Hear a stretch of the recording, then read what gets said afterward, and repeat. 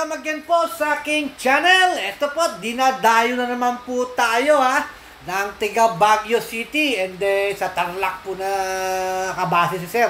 Pero tubong Baguio City ang dumayo na naman po sa atin dito sa Subic. And then syempre, ang inyong lingkod is at bibigyan natin siya ng ready to pull out na kanyang hinahanap. Opo, ready to pull out na wing bar ng kanyang hinahanap.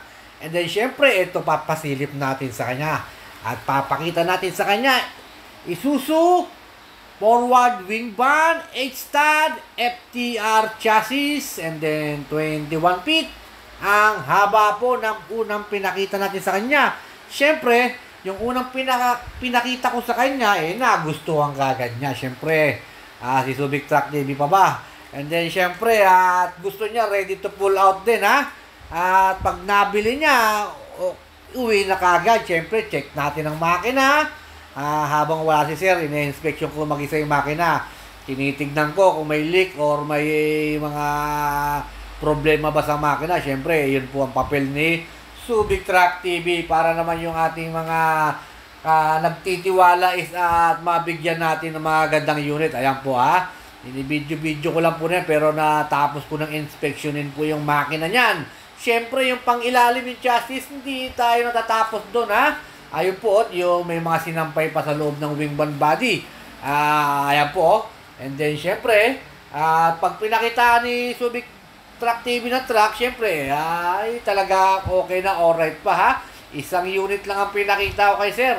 And then, nabili na kagad ni Sir ito, Pina-reserve na kagad ni Sir. And then, siyempre, pag-reserve niya ngayon, kinabukasan, pull out agad. Yan po ang gusto ni Sir, Ayan po, ito na po. At aayusin na po ito. Kunti lang naman yung aayusin dahil ready to go na po yung truck, And then, syempre, lalagyan din ng, ng company name yung salamin niyan sa itaas. And then, ayan na po ang kanyang 6H K1 na forward wing van.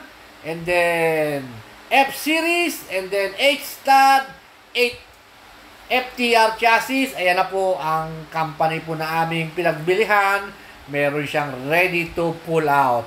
Ito po, kinabukasan lang po, Bumalik na naman si Sir ng hapon and then pull out na kagad, Winashing lang yan, winashing. And then, nag-change oil. And then, syempre, yung mga electrical, lahat ng electrical, pinagana. Yung aircon, pinalamig, ginagdagan ng freon. Ayan po ang poging-poging truck ni Sir, ng tiga Baguio City.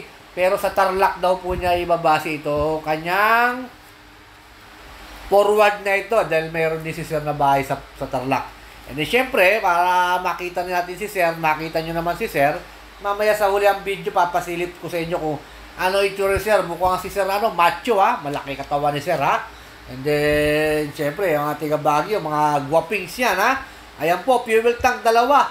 Medyo nagka-problema lang kami sa takip ng fuel tank din na yan, At nawala yung susi, kaya tumawag pa kami ng keymaster para lang maayos po yung takip ng fuel tank ni Sir, Pasensya na, Sir, kaya medyo ginabinak nila, Sir, ang na-pull out. And then, ayan po yung loob, new upholstery na talaga siya, And then, wala lang siyang backseat. Pero okay naman, alright pa, maxi type. And then manual transmission, 6HK1-7, -7 po itong makina ni Sir, And then ayan po ang kabuuan po ng truck na binigay natin kay Sir, nakamating na po yung yung kanyang sahig, talagang kompleto. At syempre, talagang walang tigil tayong sinusuportahan at dinadayo ng ating mga subscriber dito sa Subic, Talagang pag tumawag sila sa atin, talaga naman serbisyo tayo, sa kanila, Kaya hindi na tayo gano'n nagtrabaho sa truck nito kasi po, ready to pull out na po ito. And then, eto po si Sir, ayan.